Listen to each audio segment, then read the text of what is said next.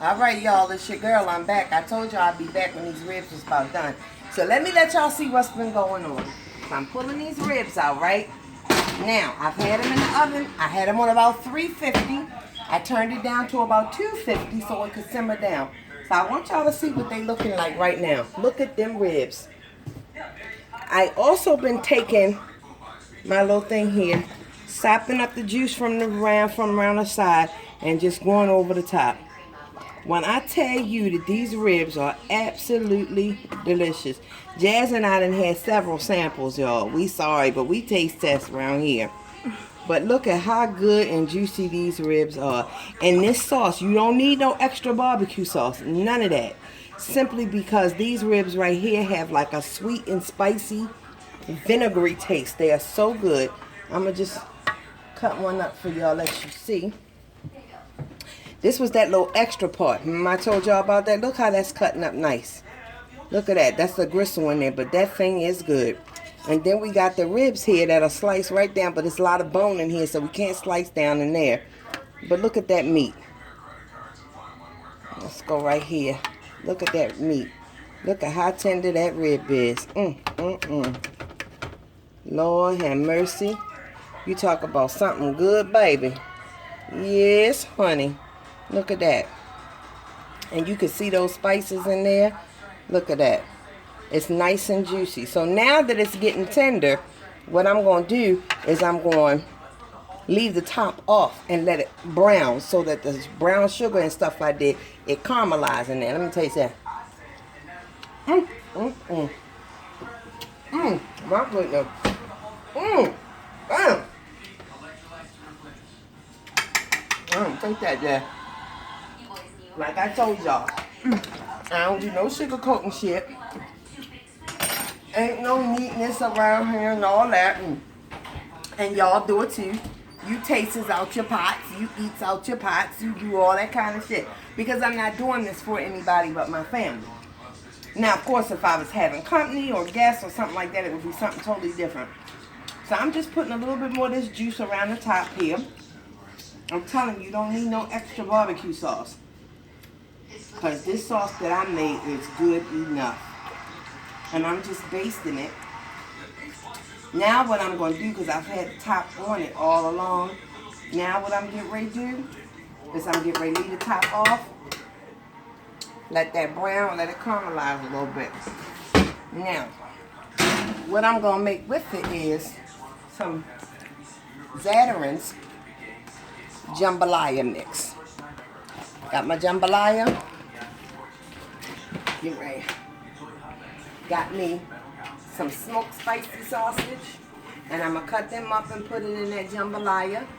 I ain't faking no funk. And then we'll probably have some corn on the cob. I told y'all I really don't know what I was making. I don't really know what I'm going to do. But what I decided to do was to do this jambalaya. Now, somebody in the house said to me, them ribs, you cooking them ribs for everybody in here? That's not going to be enough. Guess what? It's going to have to be enough. Because believe it or not, y'all, I cook a whole bunch of stuff. I don't hardly eat it. So really, Darius is not here. Devin will disappear at the moment's notice. So there's nobody really here but Jazz and Sands. So Devin might eat. Who knows? Darius, we always see him when we see him. So you can't plan no meals around him. Couple of things I've been thinking about. You know, I decided that what I wanted to do, because somebody was saying to me, one of my friends, I asked him to subscribe. And he was saying to me that him and his wife follow a very restrictive diet. And I told him I understood and I respect that, because although I cook on here, this is not what this is about. It's about talking. It's about being real. It's about opening up, talking about things you want to talk. And I've got one hell of a story. And I know that if I explain and share my story from beginning to end with you, somebody's going to be able to heal from that. Somebody's going to get something from that. And I started off doing videos because one day something had got to me really bad. I can't remember what it was. And I did a video and I said that was my first and only time doing a video. I was never going to do a video again. But then people were like, you should do more videos. I like the way you speak. I like the way you talk. I like the things you be saying. So I just went on and I kept doing it. And then I started cooking. When I moved into this house, it was such a blessing. I have not had a house that I felt like was home in years. And this kitchen, I absolutely adore it. And I'm a kitchen gadget. If you know me, you know I'm a kitchen gadget queen. Everything you can have for a kitchen, I got it. If they make it, I'm going to get it. So it just feels good to be able to come into a kitchen and cook and do what it is that I want to do in my kitchen. And then I talk about real things. Sometimes things be hitting my mind. I'm not going to sugarcoat anything for anybody. I'm not here for hits or likes or views or any of that kind of stuff.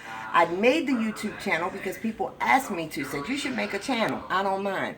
I keep it real. I'm never going to change who I am for nobody. Never. I'm never going to change who I am. But I was explaining to my friend for him and his wife to subscribe because we talk about real things on here. It's not about the food. I tell everybody, this is not a nutritional cooking. This is not a, if I make something and you want a recipe, I'll give it to you.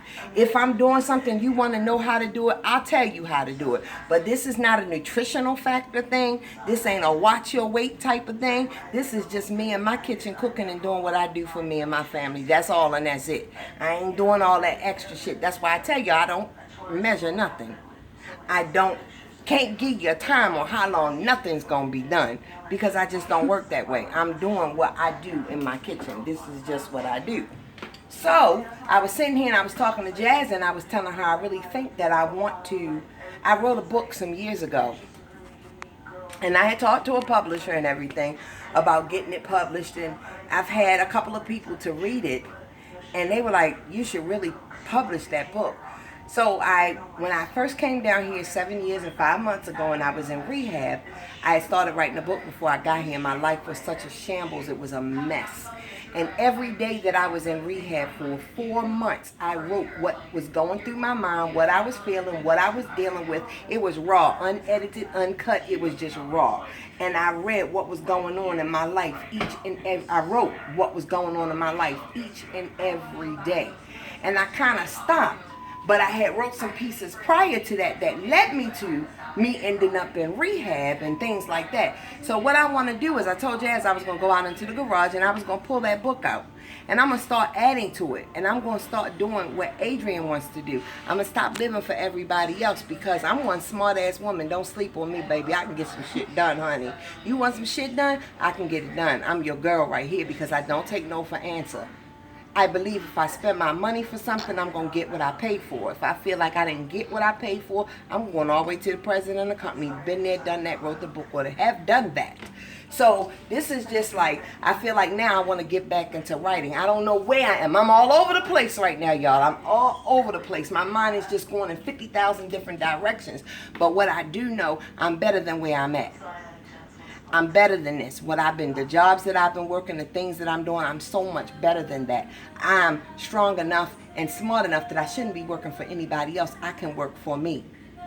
So I'm getting ready to put some things in motion. What I'm gonna do, how I'm gonna do it, I don't even know. But it's all gonna take place right here in my kitchen, and it's gonna go from my kitchen to yours or wherever you may be. That's how we gonna do that thing right there, like that, baby. That's what we gonna do. So. If y'all got any ideas, anything you want to talk about, anything you want to ask me, anything you want to touch bases on, we can talk about it because I am a wealth of knowledge and wealth of information. And one thing I won't do is I will not speak on something that I don't know anything about. If I don't know, I'm going to tell you I don't know. But it's a lot of things that I can speak on because I've been through it. You see me on one side, you don't really realize the things that I've gone through. The last 8 years have been hell. Have been hell. I don't look like what I've been through. But I'm telling you, got some questions and some things you want to know? Holla at your girl, baby. So anyway, we get ready to get up out of here. When the ribs are done, when the jambalaya is done, and before I put it on anybody's plate, I'm going to hit y'all back. I'm going to tell y'all why. Because these folk around here, you cannot put no food out on no plate, baby, because it ain't nothing left for me to show y'all. So I'm going to holler back at y'all before I let them get their plate. So this your girl. I'm signing out of here from my kitchen to yours or wherever you are. I holla.